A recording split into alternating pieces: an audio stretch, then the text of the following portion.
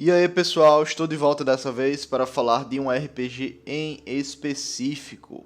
E esse RPG seria o Might Blade. E ainda mais especificamente das raças no Might Blade.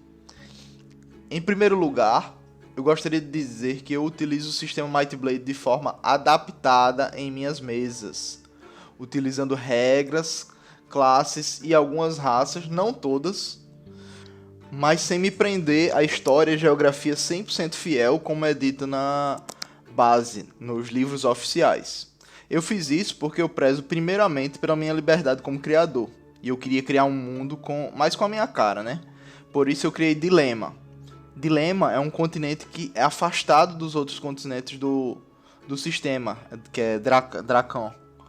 Seria um continente que foi afastado por mais de 3.000 anos, onde os dragões foram aparentemente extintos e os dinossauros, que são seus descendentes nessa mitologia, tomaram seus lugares. Em outro vídeo eu irei me aprofundar mais no meu continente e disponibilizar um material suficiente para que, se algum de vocês se sentir vontade de utilizá-lo, faça de maneira eficiente, né? Então, vamos ao que interessa, as raças no Might Blade. No livro básico temos acesso a 11 raças. Em outros livros que podem ser acessados no site oficial do Might Blade temos outras. Mas vamos começar falando dessas do livro básico, tá bem? Nós temos os Aesir, que seria um povo nórdico, com ligação e tolerância ao frio. Temos anões, elfos e humanos, que é comumente encontrada em qualquer sistema de fantasia medieval. Temos os Firas, o povo do deserto, que tem uma forte ligação com fogo.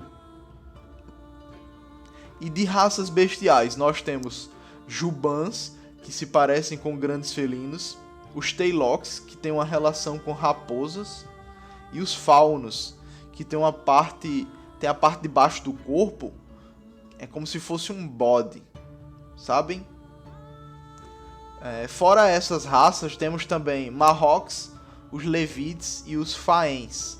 Os Marrocks são monstruosas criaturas de pedras, apesar de serem humanoides, eles são bem monstruosos.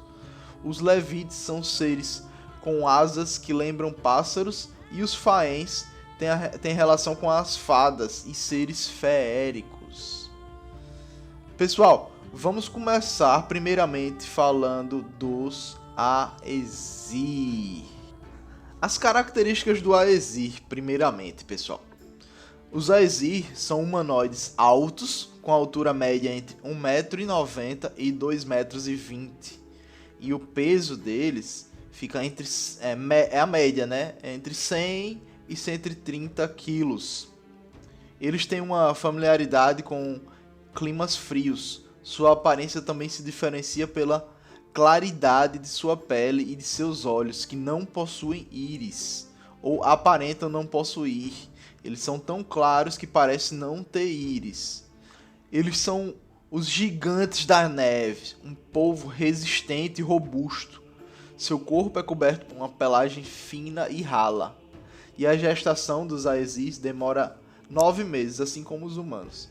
E o bebê é completamente dependente, até completar os seus primeiros anos. Um Aesir é considerado adulto aos 16 anos. 16 anos de idade ele já é tomado como um adulto. E eles podem viver até 90 anos, com raros indivíduos chegando aos 120. Como eu disse, pessoal, eles vivem em territórios frios. São extremamente adaptados para isso.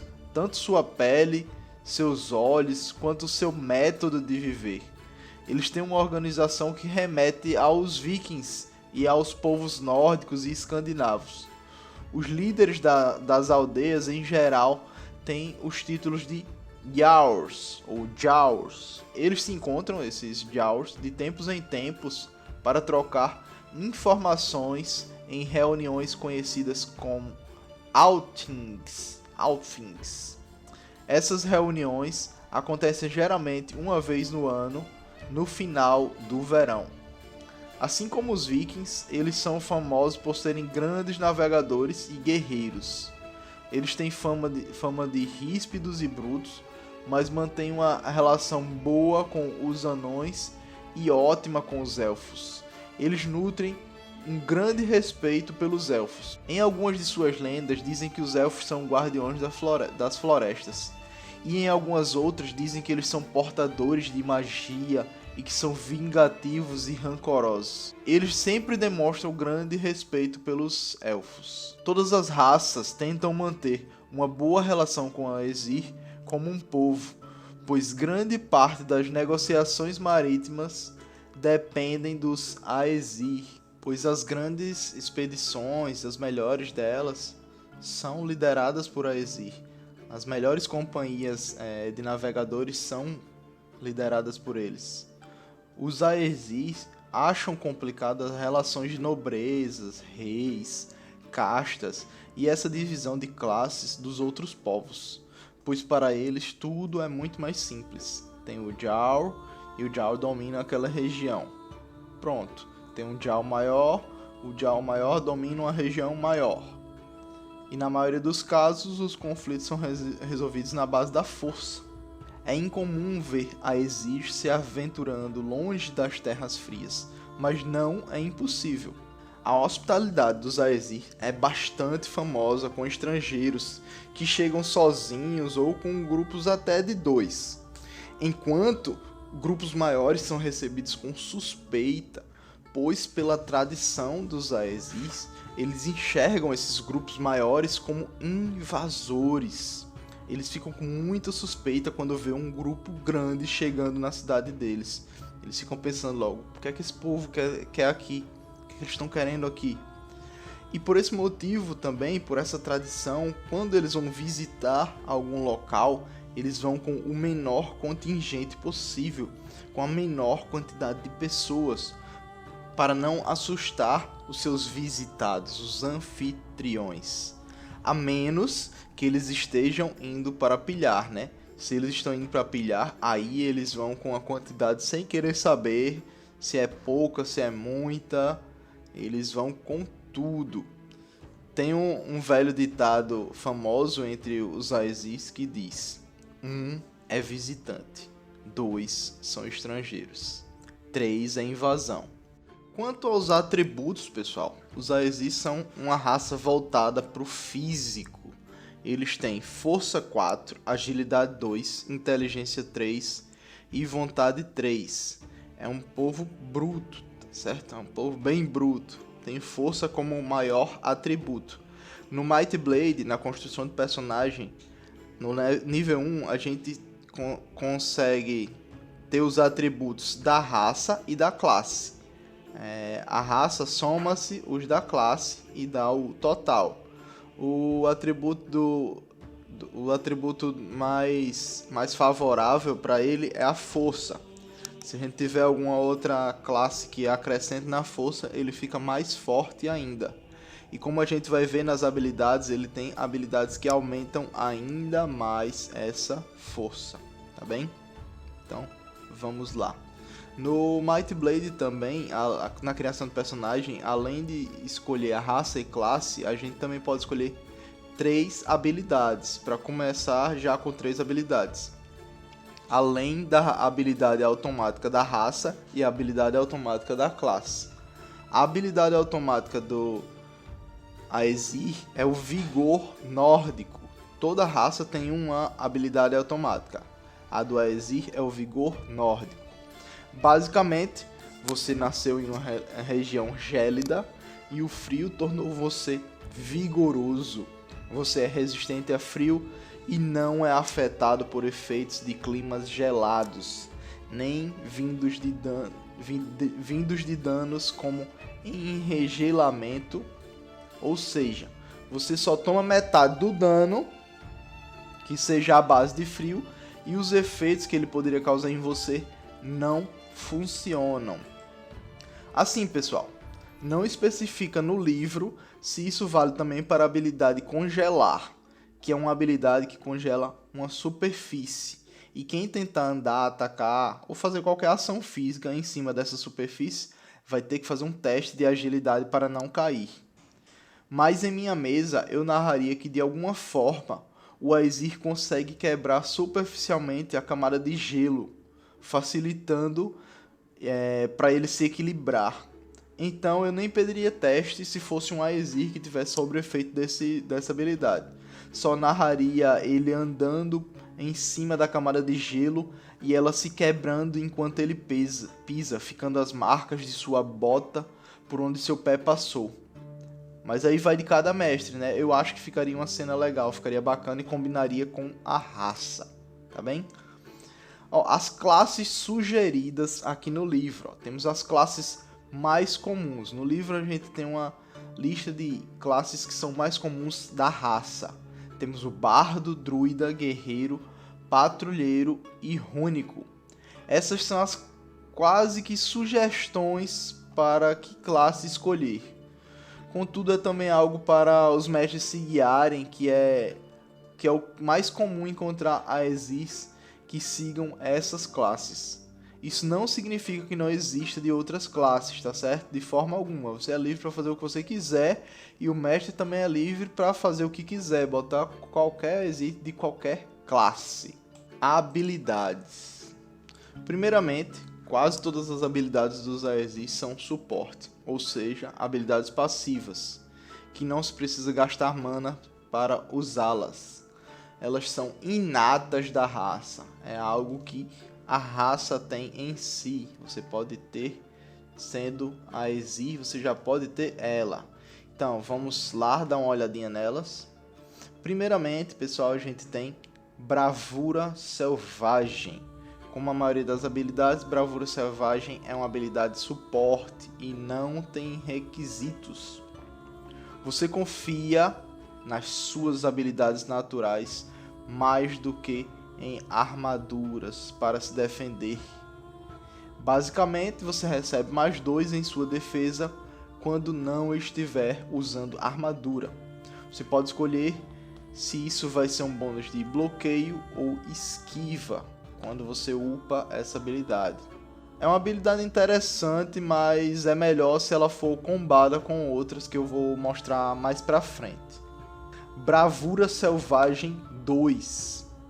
Também é uma habilidade de suporte, mas tem como requisito Bravura Selvagem 1 e nível 5. Você precisa ter pelo menos o nível 5 para upar ela. Você veste sua bravura em batalha melhor do que alguns vestem armaduras. A mesma coisa que a outra Bravura Selvagem, só que você ganha mais 4 em defesa em vez de 2 e pode trocar de esquiva por bloqueio no início de cada um de seus turnos. Você pode botar um ou outro quando começa o seu turno. Você pode escolher entre um e outro. Essa daqui já é muito boa, viu, pessoal? É um upgrade da primeira habilidade. Dá para pegar a primeira já pensando nessa aqui. Já que 4 de defesa, diferente de 2, é bastante coisa. 2 de defesa é uma armadura de couro. Já 4 equivale a uma armadura de batalha, que custa 3 vezes mais do que uma armadura de couro. Dá para fazer um personagem com bravura selvagem e focar os 400 de dinheiro do começo do jogo mais ofensivamente, já pensando no futuro pegar essa daqui. E ainda assim garante uma boa defesa no personagem no começo. Fúria Bestial. A única habilidade de ação que os Aesir têm como uma habilidade de raça. Ela gasta 30 de manas e não tem requisitos. Essa habilidade é muito boa, viu, pessoal? Você foi tocado pelo espírito do urso ou pelo espírito do lobo e pode invocar a fúria que provém do instinto de sobrevivência deles. Você recebe mais 2 de força e fica imune a efeitos de medo quando usar essa habilidade. O efeito é até o fim da batalha ou se você ficar 2 turnos sem atacar. Não dá para usar ela e fúria de batalha ao mesmo tempo. Só dá para ter uma fúria de vez. Tem que ter foco, né? Observação: se você tiver um espírito animal que não seja do urso ou do lobo, você não pode possuir essa habilidade. E se você tiver essa habilidade, você só pode escolher o espírito animal do urso ou do lobo. Essa habilidade combina muito com a raça. Ainda mais se você estiver fazendo um personagem físico. Os mais 2 de força acrescentam tanto no seu dano, quanto na chance de acertar, quanto na sua defesa. Aconselho demais a pegar essa habilidade se estiver fazendo um Aesir com foco físico. E isso em batalha também fica muito massa. Dá pra pensar em um guerreiro com um machado, entrando em um transe de batalha, vindo para cima do inimigo com uma fúria cega, só com a destruição do inimigo em mente, os músculos todos retesados e tensos, enquanto uma machadada mais sinistra do que a outra é dada. Muito, muito massa mesmo. Potência. Outra habilidade de suporte e sem requisito. Você é mais forte e mais resistente do que a maioria dos indivíduos de sua raça.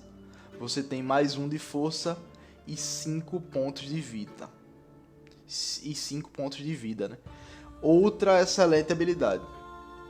Mais 1 de força e 5 pontos de vida é muito bom para um guerreiro, espadachim, rúnico, xamã, druida. Tanta classe pode tirar proveito disso.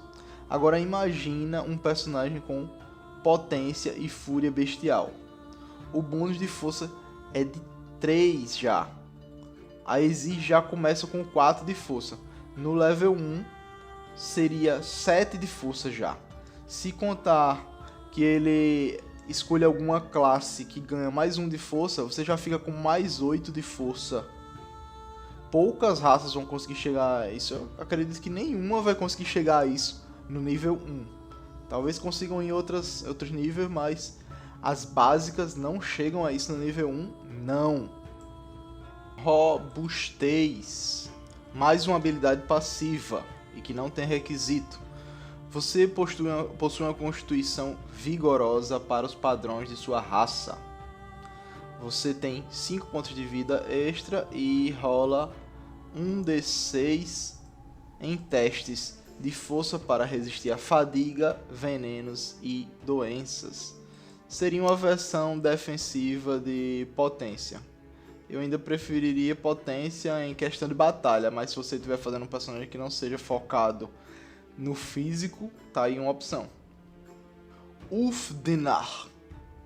Habilidade passiva, assim como a maioria, tem como requisito Fúria Bestial e Vontade 4. O lobo considerou você um guerreiro digno, e ele lhe imbuirá de sua selvageria quando você evocar a Fúria Bestial, desferindo ataques muito mais violentos. O bônus de força de Fúria Bestial passa a ser 4, e seus ataques desarmados causam mais 2 de dano. Ela não funciona caso você esteja usando qualquer armadura ou escudo. E a mesma observação para Fúria Bestial. Se você tiver um espírito animal que não seja do lobo, você não pode ter essa habilidade. E se você tiver essa habilidade, você não pode pegar um espírito animal que não seja do lobo. Quando eu chegar em Xamã, eu vou trabalhar melhor o espírito animal, tá certo? Eu acho que eu vou fazer uma sessãozinha um pouco maior para poder focar no espírito animal. Pegar essa habilidade depois de ter pego Fúria Bestial é muito bom, porque você vai passar a ter 4 de força. E com 4 de força, mesmo que você não esteja usando armadura, você vai ter o bônus de força, né, na defesa. Então não se perde muita coisa e ganha muito. O dano extra desarmado é algo que comba bem com Xamã ou Druida, que tem a habilidade de transformação. Mas situacionalmente pode ser utilizado também com alguém com habilidade de combate com 2 armas, usando uma arma de 2 mãos em uma das mãos, que esse também é uma opção, né? Você também consegue fazer isso, e atacando com a outra mão desarmada em um mesmo turno. Imagino que faria um estrago. Tem algumas armas que não dá para ser usada com uma mão só, mas as que vêm com um parênteses e um número entre parênteses, você consegue utilizar ela com uma mão só. Então daria para ter essa opção. E o dano daria um dano bruto, porque você tem mais 4 de força, além da sua força normal. e os mais 2 de dano extra, você daria pelo menos 10 de dano. Por último, temos Berserk, habilidade de suporte que tem como requisito Fúria Bestial e Vontade 4. É a mesma coisa que Ulfdeniar, só que você é escolhido do urso como seu protegido e é amparado pela resistência dele quando evoca a Fúria Bestial. Enquanto estiver em Fúria Bestial, você fica resistente a corte, a perfuração e a contusão. Assim como a habilidade anterior, não funciona caso você esteja de armadura, e se você tiver um espírito animal que não seja do urso, não pode ter essa habilidade. Se possuir ela, não pode ter o espírito animal. Mesma coisa que a outra. Essa é uma habilidade que faz o cara ficar na dúvida, porque tomar metade do dano por corte, por perfuração e por contusão é muito bom. É muito bom mesmo. Aí fica do jogador, você vai escolher uma ou outra. Mas ambas são muito boas, tanto essa quanto a Ulfdeniar. Tanto a Ulfdeniar quanto a Berserk são muito boas. Uma é melhor ofensivamente e a outra é melhor defensivamente. Os Aesir são uma raça com habilidades fortíssimas, como a gente pôde ver aqui. É possível fazer um personagem focado nas habilidades de raça e mesmo assim fazer um personagem fortíssimo, com Bravura Selvagem, com Berserk ou Ulfdeniar e Fúria Bestial. É algo brutal. Você já vai estar sem armadura e ter o bônus extra por estar confortável em lutar sem armadura. Vai ter o bônus de força da Fúria Bestial e ainda ofensivamente tem Ulfdeniar com o espírito do lobo ou Berserk com o espírito do urso. Dá para fazer um baita tanque com o espírito do urso ou um baita damage dealer para você causar muito dano se você escolher ter o espírito do lobo. Bem, pessoal, é isso. Vou ficando por aqui. Em breve voltarei falando sobre outra raça de Might Blade e a próxima raça que falarei será os anões. Então fiquem atentos que em breve tem mais. Tchau!